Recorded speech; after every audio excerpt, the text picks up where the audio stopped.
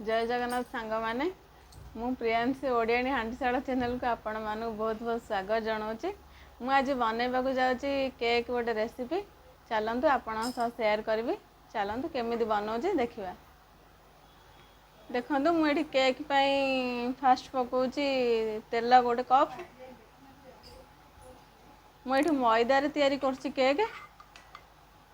आपण मैंने अटारे तैयारी कले भी हम। मु मैदार तैयारी करछि। तेल गोटे कप नहीं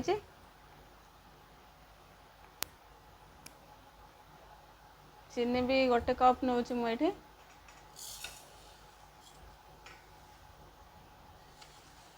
तेल चीनी सब मिक्स करदे।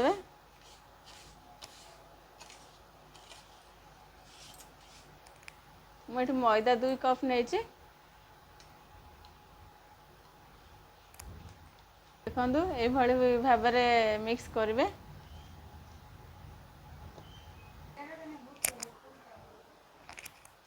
देखु एवं मु क्षीर गोटे कप पकाउची।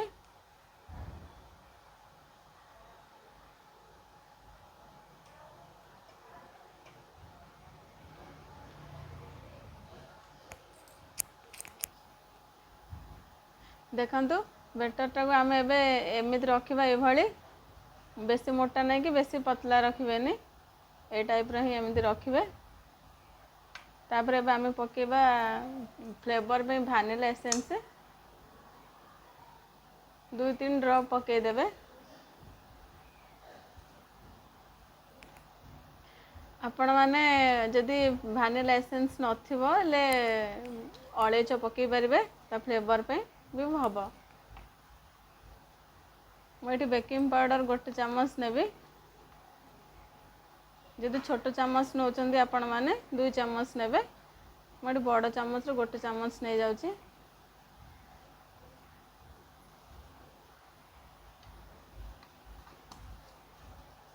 तापर ये सब मिक्स करदेवे। पूरा मिक्स करला परे अब टूटी फूटी 2 चम्मच हम पकाउची।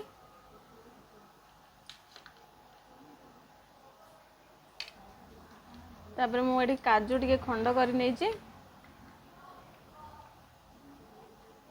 चेरी टिके नहीं मध्य सब पकई मिक्स करदेवे।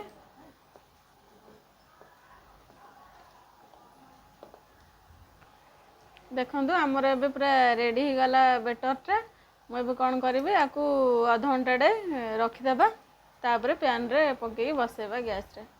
देखु 20 मिनट रखला आमर एमती बेटरटा होती। कौन करवा पैन रे पकेबा। देखु पैन रे टिके तेल गोटे चम्मच पके तेल चारियाडे टिके गड़े दौची।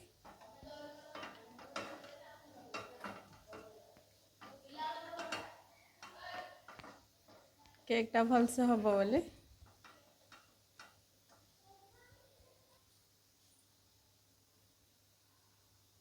देखो एमती ही पकईदेवे सब जगह पैन रे।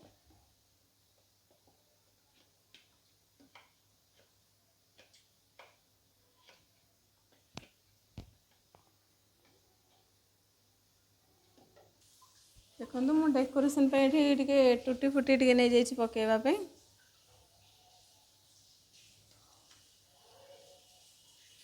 भल लगे देखा बहुत भल लगे।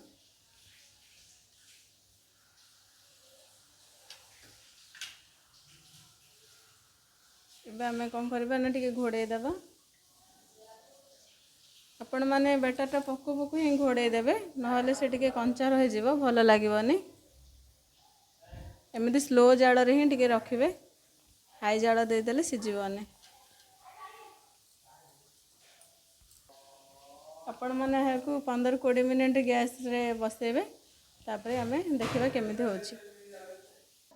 देखु मुझे घोड़णा बाहर कली देखा केमी आमर तल आड़ पूरा फुली जाइए। देखो तल आड़ भी हो जाइए। चामच टे लगे देखु किस लगुनि सीझी जाइए भी। एबे कौन करवा आम ना टे ओल्टेले भी हम ना एमती रखिपारे आपण मैंने। देखो एबे आमर पूरा केक पूरा रेडी हो जाइए।